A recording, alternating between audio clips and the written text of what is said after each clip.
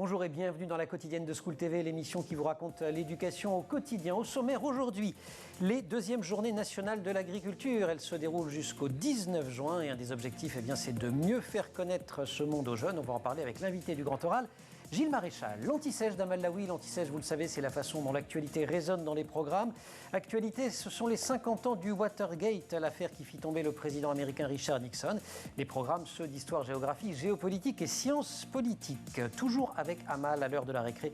On va tous vous emmener dans une ferme pédagogique puisque ce sont les journées nationales de l'agriculture. Et puis, comme tous les vendredis, Célie Luton va nous rejoindre. Notre libraire jeunesse et chroniqueuse vous a mitonné une petite sélection d'ouvrages pour les enfants et les ados qui fleurent bon les grandes vacances. La quotidienne de School TV, c'est parti. Grand oral.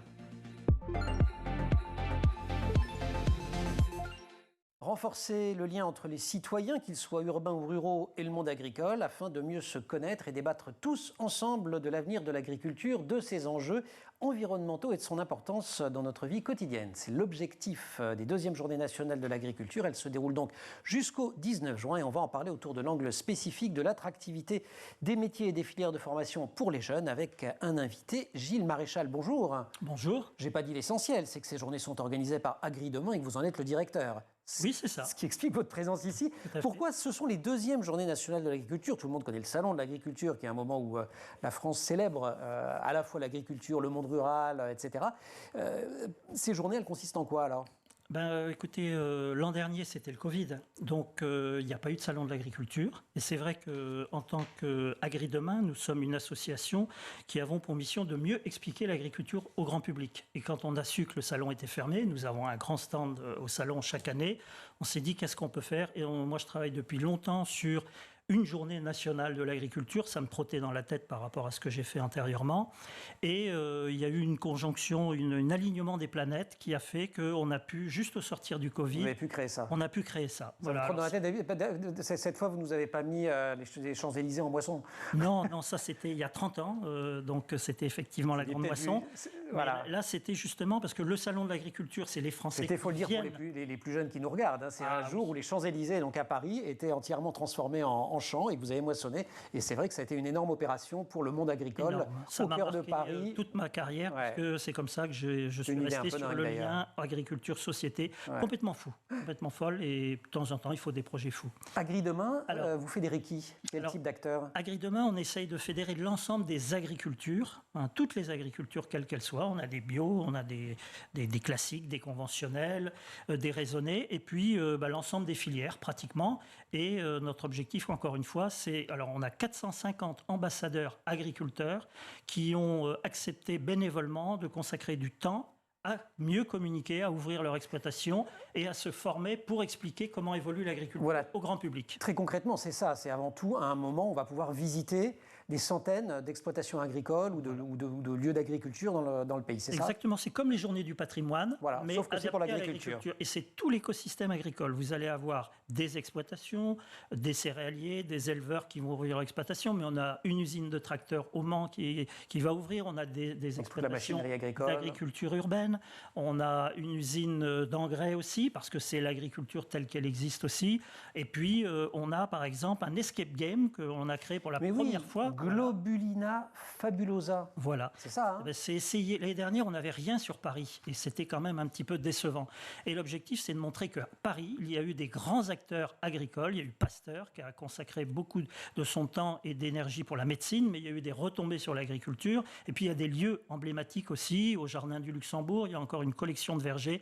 Donc, c'est au travers d'un escape game, d'un jeu d'évasion, donc une enquête.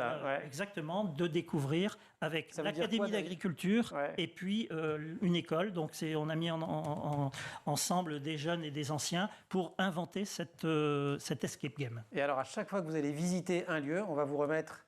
Sauf si ça a trop de succès qu'ils en ont plus, mais normalement il y en a assez. On va vous remettre ceci. Alors de ce côté-là, c'est un flyer, c'est assez classique. Mais là, c'est quoi? C'est des graines? Ce sont des petites graines, des graines de jachère mellifère, c'est-à-dire à la fois... c'est les graines amies des abeilles, enfin qui font des plantes amies des abeilles. Qui sont en même temps très jolies. J'ai fait ça dans une autre vie en Meuse et c'était magnifique le long de la voie sacrée. Vous pouvez semer. On va pouvoir semer ici. Sur mon balcon. Exactement, il faut en mettre partout. Vous voulez, dites-vous, et c'est ma dernière question, on va faire une petite pause juste après, promouvoir, je vous cite une image plus juste de l'agriculture française. On va revenir là-dessus après, mais déjà un mot. Elle n'est pas juste l'image qu'on a de l'agriculture ? Non, tout à fait. Les Français adorent leurs agriculteurs, mais méconnaissent l'agriculture. Parce qu'on n'a pas été capable, nous-mêmes, le monde agricole, d'expliquer les évolutions du monde agricole. Donc il y a toujours des sondages qui disent 80% d'opinion positive pour les agriculteurs, mais quand on parle de l'agriculture, c'est une boîte noire. Et notre objectif, c'est d'essayer d'ouvrir cette boîte noire en donnant des clés de compréhension, en montrant, en faisant sentir des choses, goûter. Il n'y a que comme ça qu'on pourra renouer le lien avec des Français qui sont de plus en plus éloignés de l'agriculture. Ce n'est pas de leur faute, c'est comme ça. Super, Gilles, on se retrouve dans quelques secondes. Nous aussi, on essaye d'ouvrir les boîtes noires et de décoder, notamment dans l'Anti-Sèche. On regarde à l'intérieur des programmes scolaires comment ils résonnent avec l'actualité. Amal Laoui.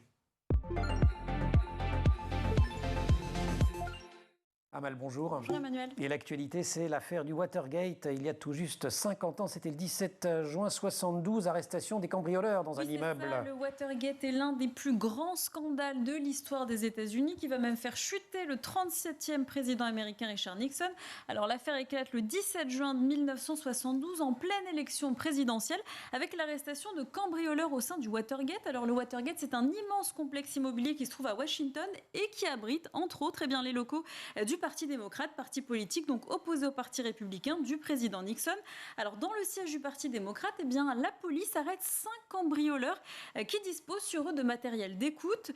Parmi ces cambrioleurs, on trouve notamment un ancien membre de la CIA et on découvre rapidement des liens étroits avec la Maison-Blanche qui dément elle fermement toute implication dans cette affaire. L'affaire est rapidement étouffée et Richard Nixon est même réélu haut la main quelques mois plus tard. Pas totalement étouffé puisque 2 journalistes du Washington Post vont poursuivre l'enquête. Oui. C'est peut-être 2 des journalistes les plus connus de l'histoire du journaliste d'ailleurs. Oui, c'est ça. Le Washington Post est l'un des rares journaux d'ailleurs à suivre le déroulement de l'enquête sur le cambriolage. Bob Woodward et Carl Bernstein vont poursuivre l'enquête avec une quinzaine de journalistes et ils publieront plus de 200 articles grâce à l'aide d'un informateur secret, Deep Throat, gorge profonde, dont on apprendra l'identité qu'en 2005, Mark Felt, qui était alors numéro 2 du FBI. Et c'est une enquête qui notamment met en lumière un vaste système d'enregistrement que Nixon avait mis en place à la Maison-Blanche. Oui, en fait, Nixon voulait garder une trace historique de ses conversations et l'existence du système d'écoute avait été révélée lors d'une audition de la commission d'enquête du Sénat. C'était le 16 juillet 1973. Plus de 3700 heures sont enregistrées et certains passages ont été effacés. On ne sait pas comment, dont un passage enregistré le matin du 20 juin 1972, soit 3 jours après le cambriolage. Et suite à ce scandale, Richard Nixon démissionne en 1974. Ouais, alors qu'il était sous le coup d'une procédure dite d'impeachment, d'empêchement. C'est une affaire dont on vient de rappeler les grandes lignes et qui fait partie du programme scolaire. Oui, c'est pas le cœur du programme scolaire, mais c'est une étude de cas en somme. Exactement. Dans la nouvelle spécialité HGGSP, en première, l'affaire est évoquée dans un thème intitulé « S'informer, un regard critique sur les sources et les modes de communication ». Dont l'objectif est... Alors l'objectif de cet enseignement, ce thème, il a un double objectif, c'est d'aider les élèves à saisir les enjeux de l'information et les amener à réfléchir sur leur propre manière de s'informer. Et c'est dans la continuité de l'éducation aux médias et à l'information. Alors dans ce chapitre, il y a 3 axes qui sont proposés. Les grandes révolutions techniques de l'information, la liberté au contrôle de l'information, un débat politique fondamental et l'information à l'heure d'Internet. Alors ces élèves, eux, ils vont se demander quels sont les enjeux politiques de l'information dans les sociétés démocratiques contemporaines. Et c'est donc dans l'axe liberté ou contrôle de l'information que le scandale du Watergate va être abordé comme une étude de cas.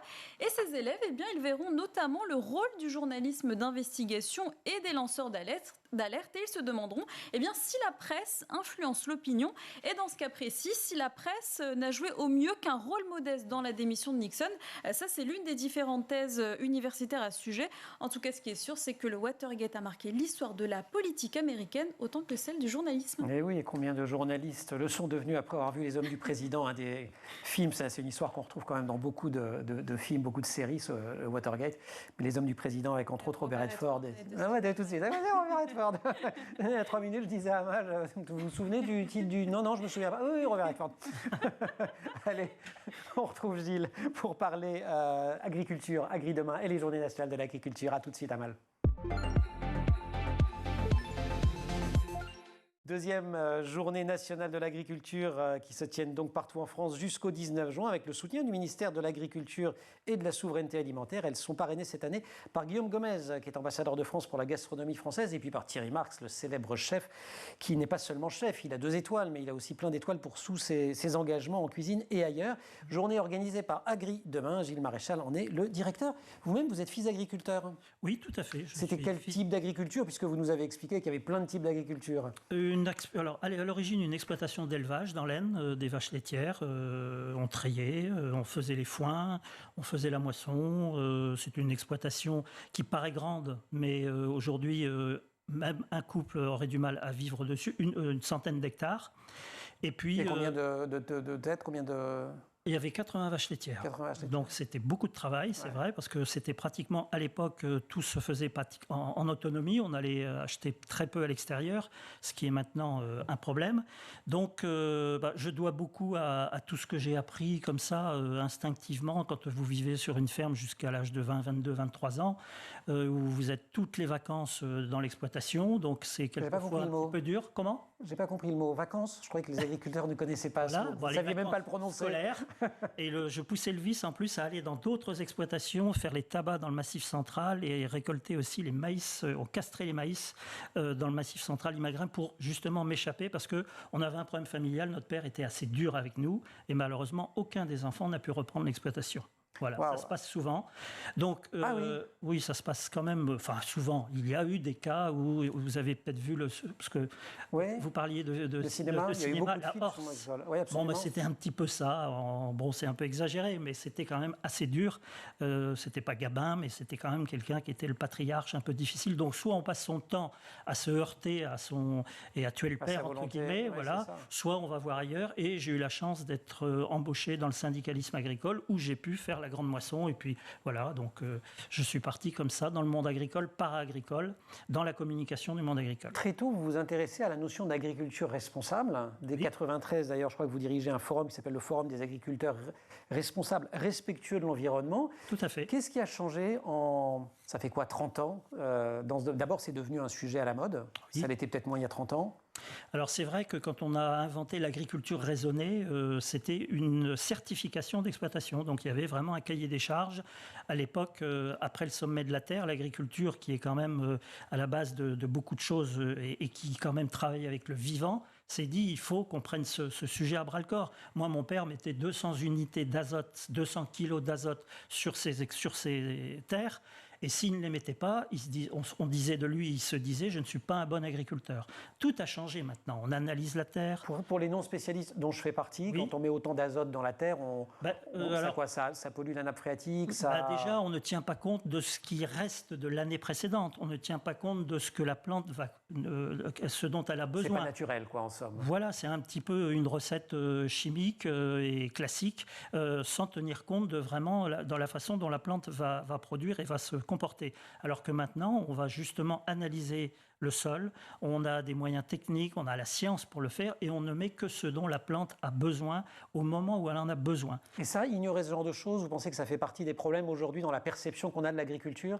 De se dire que cette agriculture aujourd'hui, même quand elle n'est pas forcément bio, même quand elle n'est pas forcément circuit court, elle est de toute façon raisonnée, j'imagine, bien plus qu'elle ne l'était il y a 30 ans. Elle l'est beaucoup partout, plus. Oui, c'est ça. Alors, il y a encore bien sûr des efforts à faire, mais si vous voulez, l'agriculteur, il est face à une contradiction. Il entend la demande de la société qui est plus de local, plus de qualité, plus d'environnement. Moins de souffrance animale. Moins de souffrance animale, bien sûr.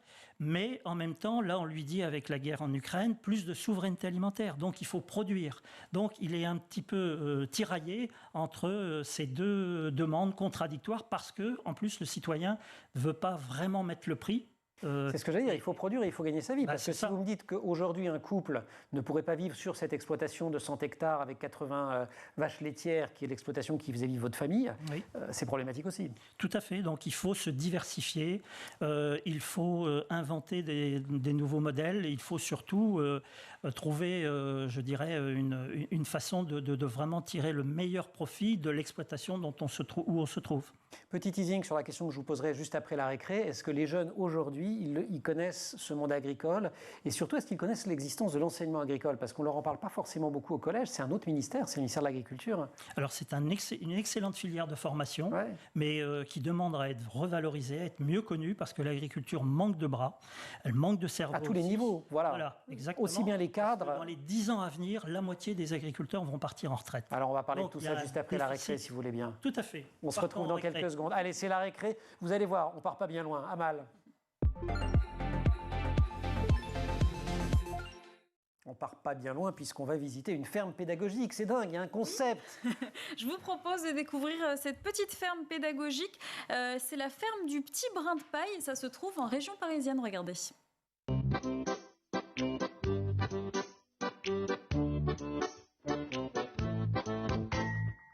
Toute l'année, même les jours fériés, sous la pluie, la neige ou le vent, notre passion, notre métier se vit au milieu des champs. À la fraîche au petit matin, le coq nous clame ses chansons. L'année prochaine, oui c'est certain, il remportera l'Eurovision. On ne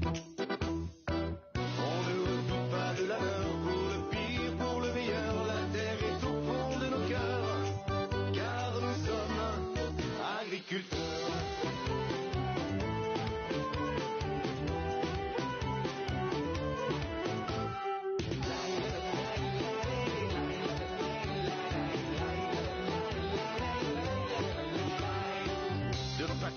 En pâturage, aux petits soins pour nos bovines, les cloches entonnent sur les collines, la mélodie de nos... Une ferme pédagogique, c'est une ferme pédagogique. Oui, en fait, c'est une ferme. On peut le dire comme ça, au fond. On peut le dire comme ça. C'est une ferme qui ressemble à une ferme classique, mais qui accueille du public dans un but pédagogique. Vous disiez, Gilles, tout à l'heure, que les Français méconnaissaient l'agriculture. Eh bien, avec ces fermes pédagogiques, c'est donc l'occasion de découvrir ce monde. Alors, elles permettent aux enfants de se rapprocher de la nature, de comprendre d'où viennent les légumes qu'ils mangent, de sensibiliser les enfants à la difficulté du métier d'agriculteur. Enfin, je dis les enfants, mais c'est aussi ouvert aux adultes. On a le droit d'entrer. On a le droit d'entrer, exactement.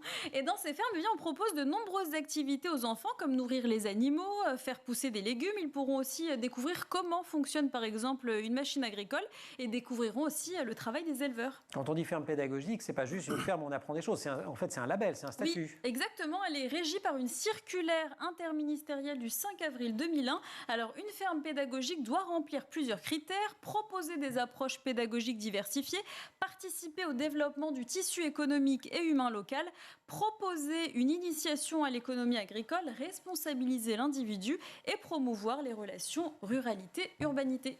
Il y a plusieurs types de fermes pédagogiques. Oui, je crois qu'il y a d'abord les fermes d'animation. Il y a les fermes d'animation. Alors, ce sont des structures avec peu ou pas de production agricole commercialisée. Elles sont créées spécifiquement pour accueillir du public et on les trouve en général en ville ou très proche des villes. Un peu plus loin, les exploitations agricoles ouvertes au public, mais qui ont cette proposition pédagogique. Oui. Alors, elles gardent leur fonction première de production en accueillant des enfants, des jeunes ou des adultes de façon régulière dans le cadre scolaire ou extrascolaire. Et elles permettent à l'enfant donc de découvrir les métiers de la terre. Et les fermes mixtes Elles mélangent les deux, tout simplement.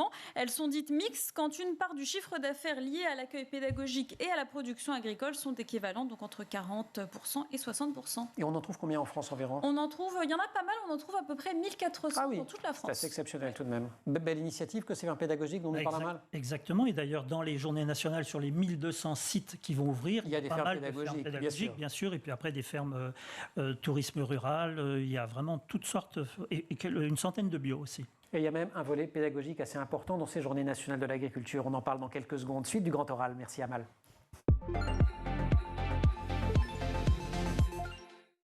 Ce volet pédagogique des journées nationales de l'agriculture, il a même un titre. Regardez la terre. Regarder la terre, ça consiste en quoi? Ça consiste à justement attirer l'attention des jeunes qui sont attirés par plein de choses avec les outils qu'on connaît aujourd'hui. Donc c'est justement pour leur dire que l'agriculture, ce sont plein de choses intéressantes à regarder, à sentir, à goûter, et puis des beaux métiers en perspective, parce que je le disais, donc l'agriculture a besoin de bras et de cerveau. Dans les 10 ans à venir, il y a la moitié des exploitants qui vont partir en retraite. Il y a depuis le Covid, ça ne fait que se renforcer. Les Français se retournent de plus en plus sur leur alimentation. Ils sont de plus en plus soucieux de ce qu'ils ont dans leur assiette. Donc moi, ce que j'ai envie de dire aux jeunes... La guerre en Ukraine, vous l'avez déjà mentionné, mais ça ne va vraiment pas aider. Exactement. Et j'ai envie de dire aux jeunes, regardez, derrière chaque assiette, il y a un agriculteur qui se cache. Pour autant, et vous le disiez vous-même, le public il est aussi confronté à la détresse d'un certain nombre d'agriculteurs. Le monde rural a subi un certain nombre de crises aussi. Et une détresse qui est réelle. Et là, je cite la directrice de la PECITA, qui est une organisation professionnelle qui s'occupe de l'emploi des cadres dans l'agriculture, plutôt le versant cerveau, même s'il faut des bras quand on a un cerveau en agriculture, je crois, et un cerveau quand on a des bras, enfin bref. Mais cette détresse, elle est réelle. Alors il y a effectivement, justement, c'est ce qu'on disait tout à l'heure, c'est-à-dire qu'il faut trouver les moyens de rémunérer le travail, les produits qu'exige la société de plus en plus. Donc à partir de là, il faut accepter que quand on est capable d'acheter un téléphone qui vaut X centaines d'euros, c'est aussi considérer que l'agriculture mérite aussi d'être rémunérée à sa juste valeur. Donc pour ça, il faut sensibiliser le public pour lui montrer ce qu'il y a derrière. Ce n'est pas seulement aller dans une grande surface, acheter un tel ou tel produit, mais c'est lui montrer tout le travail derrière qu'il y a effectivement derrière chaque produit. Et puis sensibiliser les jeunes aussi, leur donner envie, parce que ce sont de très beaux métiers et de très belles perspectives d'avenir. Alors les jeunes, justement, on sait qu'il y a un mouvement de jeunes plutôt de milieu urbain ou périurbain qui vont vers l'enseignement agricole, mais il y a aussi, vous en avez fait partie, cette jeunesse du monde rural, gardienne aussi d'un certain nombre de traditions. C'est pas toujours facile de rentrer non plus dans cet univers-là. Alors bien sûr, c'est pour ça que moi, par exemple, je me suis lancé aussi à côté de mon travail. J'ai créé une société d'agriculture urbaine. Alors non pas pour... C'est l'avenir de faire de l'agriculture en ville ? En tout cas, il faut aussi en faire pour recréer ce fameux lien dont je parlais entre les urbains et justement les agriculteurs. Alors, vous n'avez pas non plus 300 hectares dans Paris, mais vous faites des herbes aromatiques, c'est surtout le problème, c'est que l'agriculture urbaine est une agriculture de contrainte. Donc on se sert de l'agriculture urbaine comme un support pour faire de la pédagogie. Je suis par exemple au lycée Albert Demain, où je fais une terrasse, où je décide les plantations avec les profs, qui eux-mêmes, comme c'est un lycée hôtelier, ont besoin de montrer comment une plante pousse pour ensuite mettre le persil dans le plat qu'ils décident et de planter avec les élèves, par exemple, les différentes herbes aromatiques. Donc c'est surtout recréer du lien, après faire de la communication, faire de l'événementiel, et grâce à cela, on peut aussi renouer le contact, et c'est pour ça que les Journées nationales de l'agriculture, on veut du dialogue, de l'écoute et de l'explication. Et c'est pas rien, parce que quand on les écoute, ces jeunes agriculteurs, je relisais en préparant l'émission un très beau reportage de Luc Bronner dans Le Monde au lycée agricole de Montardon, c'est à côté de Pau dans les Pyrénées-Atlantiques, et il décrit une jeunesse agricole, je le cite, devenue minoritaire même en territoire rural, qui se sent dépositaire d'un mode de vie, d'une histoire d'identité familiale, de culture régionale, de lien avec la nature et les animaux. Par contre, quand vous prononcez les mots vegan ou etc., ça se durcit très très nettement la conversation. Oui, c'est vrai qu'il y a pendant l'été, pendant les vacances, on s'en prend plein les gencives et ça nous énerve. Il y a des mondes qui ne se comprennent plus. Donc, ils ne se comprennent plus parce qu'ils ne se parlent plus. C'est d'abord et avant tout cela. Par exemple, moi, quand j'ai commencé, avant de travailler sur les journées nationales, je suis allé voir les céréaliers en leur disant, vous vous rendez pas compte, vous êtes minoritaire, même dans le milieu rural, dans des villages habités par d'autres, vous sortez votre moissonneuse-batteuse, pardon, elle fait du bruit, de la poussière, elle prend de la place, etc. Donc, est-ce que vous acceptiez, à la fin de la moisson, de faire la fête des moissons et d'ouvrir tout simplement votre exploitation, une moissonneuse, comme on faisait toujours, un tréteau, deux tréteaux, une planche, et puis un tracteur, et vous invitez les gens à monter dans la moissonneuse-batteuse. On a commencé comme ça, on a fait 300-400 fêtes des moissons, et c'est devenu comme ça. Et en fait, vous avez recommencé, si je puis me permettre. Parce que moi, j'ai des souvenirs d'enfance, de vacances en Bretagne où il y avait la fête des moissons. C'était quelque chose qui se faisait. Gilles, merci beaucoup. On va proposer à Célie Luton de nous rejoindre. Vous restez avec nous. C'est pour la librairie Amal. Exactement. Merci.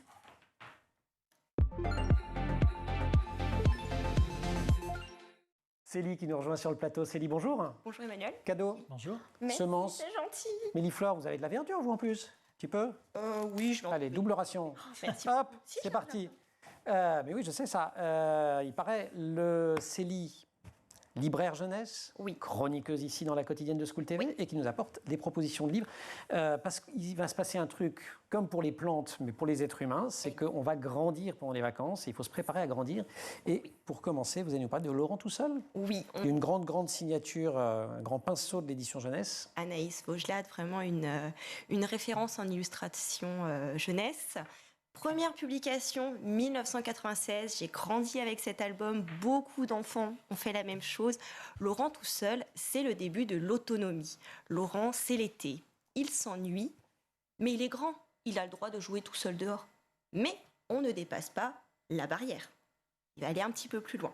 On ne va pas plus loin que le grand arbre. Il va aller un peu plus loin. Là, on est au grand arbre, là. Et oui.